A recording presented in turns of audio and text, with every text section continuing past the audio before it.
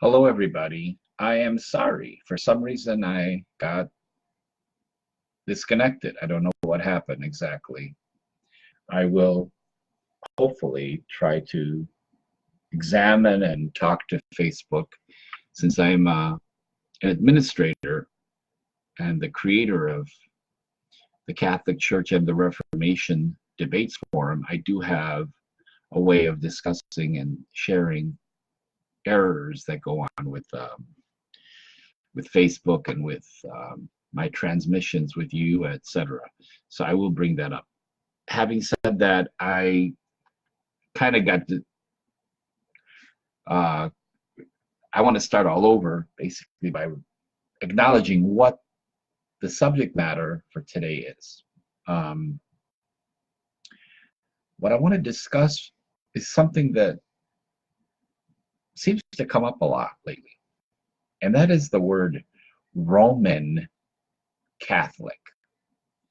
What does Roman have to do with Catholic, and what does Catholic have to do with Roman?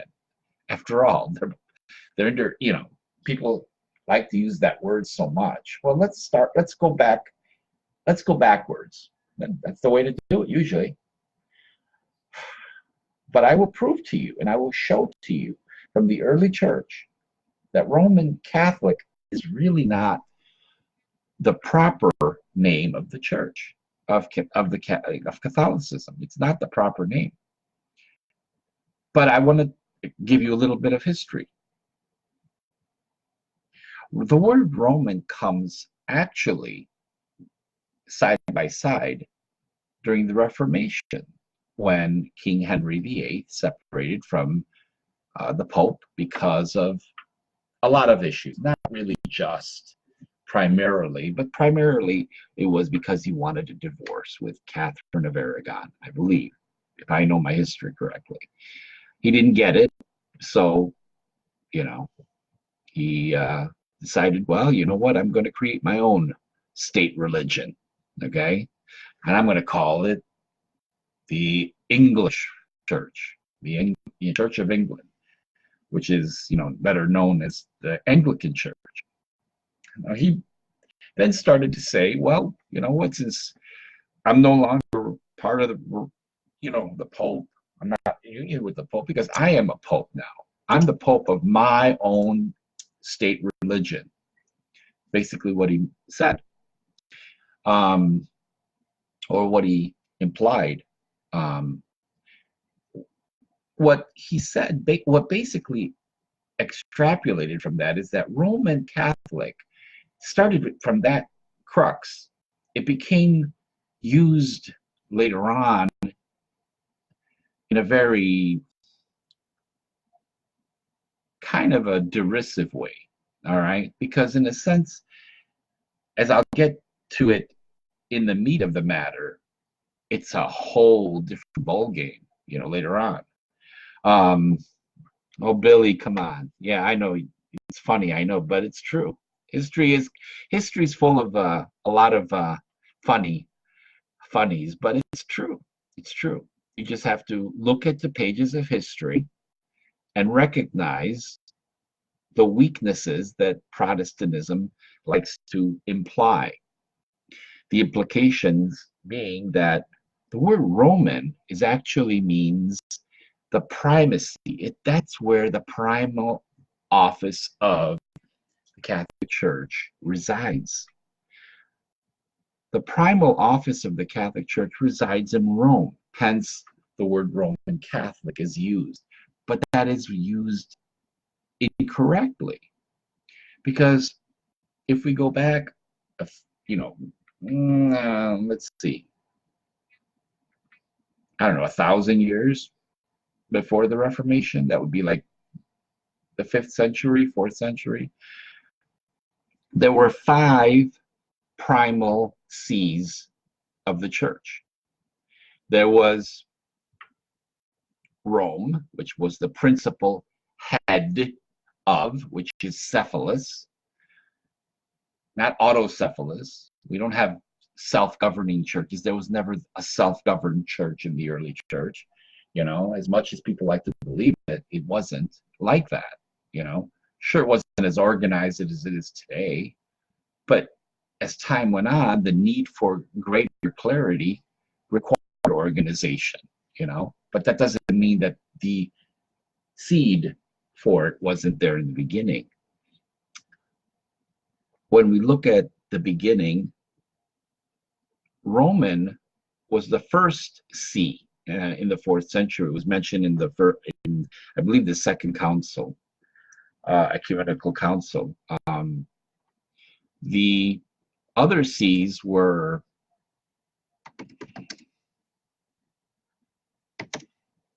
I'm looking it up for you right now so I could name them for you. I want to name them for you and make it clear, okay? It's very important to get it right. I don't want to just simply tell you something and that will be it. I want to be able to give it to you straight from the horse's mouth. And I'll give you a link on the forum later on. So this is how it is.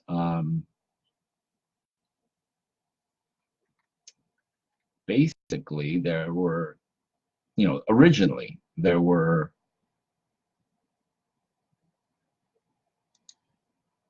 5 patriarchal sees. The first see was Rome, okay? The second see was Constantinople. Third was Alexandria. Fourth was Antioch, and the 5th was Jerusalem. Okay?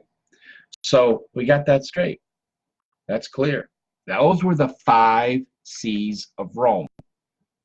Of Rome, correct, because Rome was the head. You don't get rid of the head, you move with the head. Irenaeus said, with this church, Rome, all churches must agree. He didn't say Roman Catholic. He said, with this church, which exists in Rome, all churches must agree. He used the word must. It's not an option, folks. So by using the word Roman Catholic today, people are really discarding the actual antiquity and the understanding of the reason for the church that exists in Rome. It's not meant to be a proper name. The proper name for the Catholic Church is Catholic Church. Okay? Let's call a spade a spade. The proper name for the Church of Constantinople is the Constantinopolitan Church. The proper name for the Jerusalem Church is called the Jerusalem Catholic Church, or the Church in Jerusalem, which is Catholic. So I could say I'm Roman Catholic by the fact that my rite, R-I-T-E, is Roman, okay? So there are 5 rites. Well, 5 major rites, but under that are subsidiaries. You could say subdirectories or whatever you want to call it. There's, obviously the Byzantine, there's the Coptic, there's Ruthenian. There's a lot of different rites in the church, okay? But the thing we have to keep in mind is that the term and the phrase that we're being told often, the Roman Catholic Church, that is not the proper name for the Catholic Church. Since there are so many different sees, which there are 5. There were only 5. I don't care what Russia has to say today. I know they want to be the 5th. Well, the 6th. Sorry, not going to happen because you're not. I don't care how many quantities you're going to. I don't care if you have 350 million Orthodox in your church, in your country. You're not part of the original 5. That's it. But that's just a discussion for another day.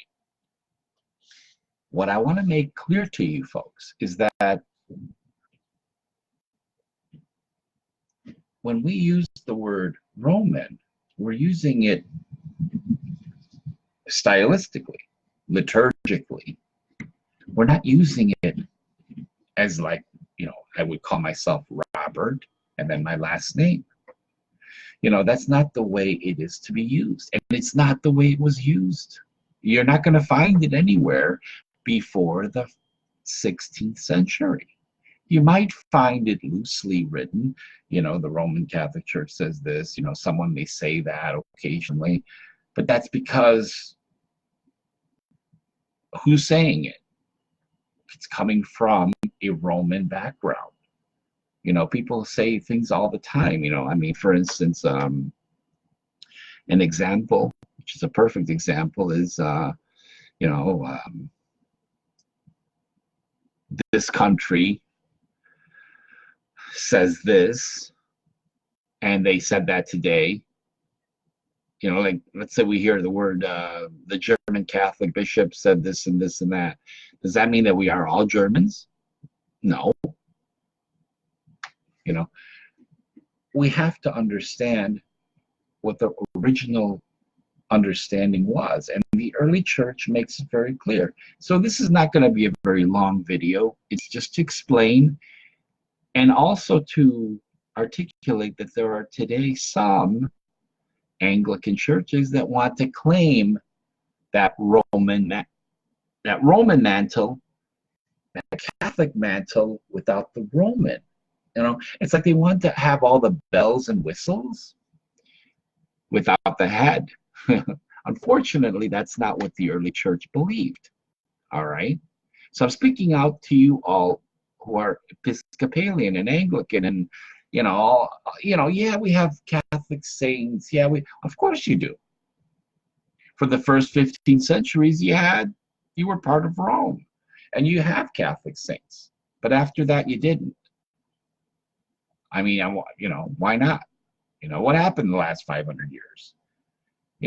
Yes, the English church has deep roots in Catholicism, Roman Catholicism, in the sense that the head is Rome, okay? In that sense, you would be correct. The church is Catholic and it is Roman, true, because the head is Rome. The head of the Catholic Church is in Rome. It resides in Rome. Okay? It doesn't matter, folks, it doesn't matter if the Pope is good, the Pope is bad, the Pope is evil, the Pope is, whatever he is, okay? It doesn't matter, okay? I don't care. The fact of the matter is that when a Pope is elected validly by cardinals at a conclave, he is the head of the church of not only Rome, because he's the bishop of the local church of Rome, but he's also the bishop of the entire body of the Catholic Church, which it does not consist of just Romans, okay? In other words, I'm a Roman, Rite, R-I-T-E, Catholic, okay? That doesn't mean that I'm, that somehow I'm friend the Ukrainian Catholic, whose church means Ukrainian Rite Catholic Church. There are 23 I think there are, if I'm not mistaken, 22 Eastern Rite Catholic churches, with it being Rome. And under Rome, there is the Ambrosian Rite, and I think there's another one. I could be mistaken. I can't recall exactly. I'd have to do some research. But I will bring it up, and I'll get you guys the link. But I want you to understand that I'm speaking very clearly and very slowly for some of you who may not understand. Roman Catholic is not a proper noun. All right? It's not a name. It's simply a designation. All right? If you want to call us Roman Catholic, with the understanding that Rome is the central authority of the Catholic Church, knock yourself out. But if you're saying it any other way, with any other meaning, you're only hurting your own cause because you're doing it without truth. You're not saying it accurately. Because if you look clearly in the early church, it doesn't fly. It doesn't fly. We had, I mentioned the 5 patriarchates. That's all we had. 5 for 1,000 years. Then 15th century, Russia comes along. Now, I don't know, where that came from. I guess somebody wanted to make that up. And they, people say, well, the Roman Catholics make things up. Well, not necessarily. But that's, like I said, orthodoxy, I'm going to leave that for another time. I'd like to do that with someone who understands. And I will ask a former Orthodox priest to help me do a discussion like this together. And we will do that. We will approach the matter very respectfully. Right now, I want to make sure that you all understand when someone calls you a Roman Catholic, that's not a proper name, okay? You have the privilege to go to them and explain to them, yes, I am Roman Catholic because my liturgy is Roman, okay, from the Roman Rite. But you can also say there's also the Alexandrian Rite. There's the, I have to go back and look at my little cheat sheet, Constantinopolitan Rite, Antiochian Rite, Jerusalem Rite. So it's not as simple as many people want to think it is. If they want to say it, they can say it. But you have the right and the imperative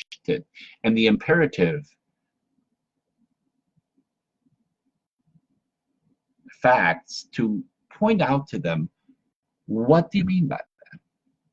If someone says to you, you're Roman Catholic, or you Roman Catholics this, or you Roman Catholics that, well, you have the right to say, okay, fine, that's your opinion, but what do you mean by Roman Catholic? And you have to say, I'm sorry, but according to church history, which is historically accurate, as I pointed out, Roman Catholic is only used for the person who belongs to the Roman Rite, R-I-T-E, okay? The Roman style of worship, you could say, if you want to say it in a baby talk, But if you want to, get, real, authoritative with someone, you can do it my way, all right? So basically, that is what I wanted to share. But also I want to get onto the topic of these people that like to, put all these smell bells and whistles. I'm not being derisive. I'm not. But I don't like when I see or hear people, and this one person comes to mind from Texas, who claims that her church is the Catholic Church. It's the one and only Catholic Church. But you know what? Rome be damned. Well, I'm sorry, it doesn't work that way. Do you walk around without your head? That's how it looks like. If you want to really go into that, stratosphere, it's like you walking around without your head. All right. The way the way those people the way a person approaches that by saying, my Anglican church is Catholic, just as it is yours. I say bull and happy horse manure. Okay. But then I explain why, like I'm explaining to you. Rome is the right. It's the head. You have to be a part of it. That is what the early church was. It was united under Peter. Peter's office is valid to this day, no matter who sits on it. We could have the worst Judas Iscariot sitting on it. He's still an apostle, isn't he? He sure was. After he died, that's when his office moved on to Matthias. But note, Peter didn't say because Judas was there, the office was damned. He said, let another his office take. His, Judas's. Note that. The office didn't disintegrate just because Judas Iscariot was sitting in it. You see what I'm saying? Think about that. That's another argument for another day by, these people who say, oh, Pope Bergoglio, Pope Francis is not really Pope, and that. That's, like I said, happy horse manure, okay? Wrong. Pope Francis is the true Pope. He may be a little, off the wall sometimes, and I'll be the first to say it. Maybe most of the time. Because I think he talks about things that are just not, either don't make sense or they're like, out of this world, and that's fine. Look, I'm not going to judge anyone. I'm going to pray for them. I don't judge, I pray. We pray.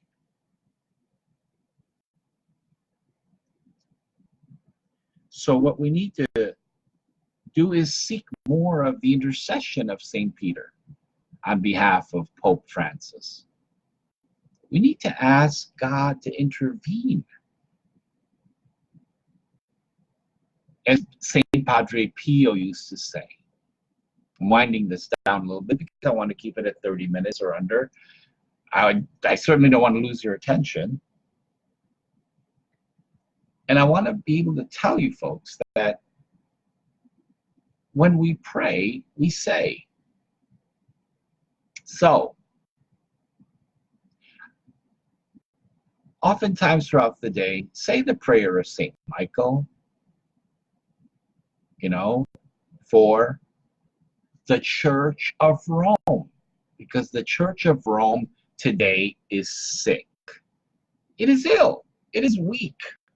Just like there are many churches all over the world that are weak. Folks, there's nothing wrong in that. Certainly it's wrong. It's sad, but it's not like it's the end of the world. It's a defect, but it's not defective. Just as Judas's office was not defective, Judas was. Okay, big difference. Remember the words that Peter used in Acts 2, I believe. Let another his office take. That means that Judas still held on to the office even after death. Peter didn't say, Judas's office ended, so now we have to give it to somebody else or create a new one. He didn't say that. He quoted the words from the Psalms, the psalmist. And when he said that, they chose the apostles, they got together and they chose it the way they decided to choose it at that time. The church decides how they're going to choose their bishops, their popes, etc. Okay, the church always decides. But I wanted to make sure I clear this up with you. There will be many wolves among you, even among the hierarchy, all right? Even among the bishops and even among the popes. Yes, we've had many. Believe me, we're used to it. Okay, we need to start getting used to it a little bit because, the last 300 years were good, 250 maybe or so. Now maybe not so good, but not as bad as it was in the Borgia popes, running up from 14th century through the 15th. Imagine living through 200 years of what we're living right now. That wasn't so good, was it? Although it wasn't on every channel at that time, TV channel. There were no TVs at the time. And again, I want to go back to those folks that claim that, again, that just because they're Anglican, they're English Catholics. Yes, they are. Yes, they are. That they practice the faith like we do, but they don't have valid orders because they changed their ordination. They started to ordain women bishops. They started to ordain women priests. There's a lot of issues, and I'm going to talk about the Anglican Church later on. This is not the time for me to do that. But do not accept or go into a church to receive communion from that church unless it is a Catholic church that is Roman. It must be Roman. In other words, its head has to go back to Peter. If that church is not a church that goes back to Peter, goes back to Italy there in Rome, then don't receive communion from it. Visit it. If you are smart in your head and you can differentiate certain teachings, you don't have to be, a PhD to do that. But if you can do that, go. But folks, if you have to understand, you can get easily smitten and confused. Don't allow yourself to be confused. Don't fall for the trap. I want to say a little story real quickly. In Chicago, a few years back, the Lutherans put on a couple of churches in the Hispanic communities that resembled very, very Catholic, extremely Catholic. And that was a very mischievous, very, I think, diabolical way of doing it. And then they put the Virgin Mary statues. They put St. Anthony statues. I mean, what Lutherans do that? No Lutherans do statues of the saints, of Catholic saints. Come on. Even Lutherans will say that. But they did. And the cardinal at that time, which was, I'm not quite sure who that was. I think it was Cardinal Bernardin, had his vicar general state that these churches were not Roman. They didn't have connection to the See of Peter. All right. And then, of course, the Lutheran diocese got kind of shaky, and they started to, and they, changed the whole issue. They changed those churches, and they apologized, and there was a big what to do about that. But like I said, unfortunately, there will come deceptors. Decepticons from that movie, that robot movie. I keep forgetting what the title is. But anyway, yeah, we're going to see churches that will try to deceive you into coming to them because they look like the Catholic Church. They smell like the Catholic Church. They even say Mass like the Catholics do. But they're not united with the head of the Catholic Church, which is only in Rome. And that is our anchor. Okay, folks? So I wanted to leave you with that. I probably didn't touch on everything, but I wanted to make sure that you all understand Roman Catholic is not a proper name for the Catholic Church. I don't care if you find it in some document somewhere, someone saying something. It's not. Just isn't. Factually. Look up the Catechism of the Catholic Church. Very official book. Nowhere there. It doesn't say anything but the Catechism of the Catholic Church. And then the Pope signs his name there. I will finish at this, actually right on the dot, almost on the money, 29 to 47 seconds. I wish you all a happy weekend. God bless you. God be with you. And I thank you very much. I welcome you to my forum. the Catholic Church and the Reformation Debates Forum. It can get pretty hectic in there, so please don't get too excited. We've got a few people out there that are colorful, but we have to keep it. We have to keep it. We have to have a variety. We have to have something to debate, right? We don't want argumentation simply in that forum. I'm going to put a link to the forum on below this post, but I want you folks to understand the Catholic Church and the Reformation Debates Forum is just that. It's a debate forum. It's going to have things in it that you guys don't, some Catholics will not like.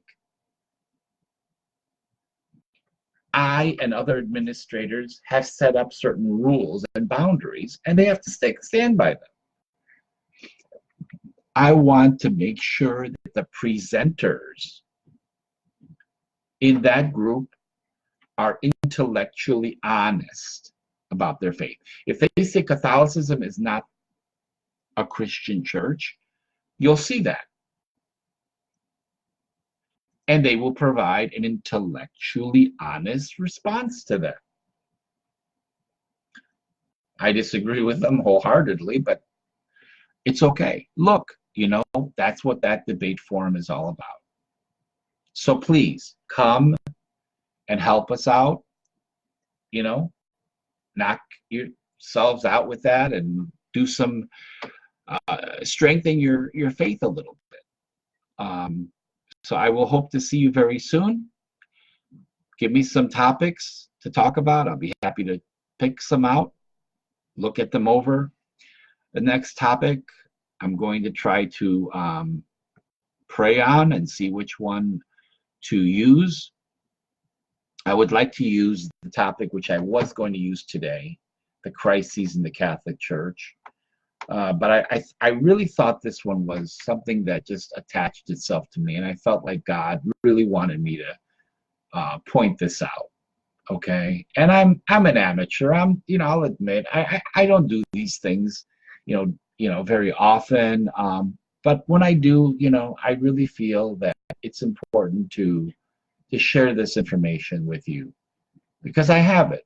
I'm grateful to God for giving me the knowledge and the wisdom and understanding, the schooling, what have you, to know this, So it may all be here. It may not all be the way it comes out as well, because I'm not a professional speaker, but I do the best I can, even, So thank you very much.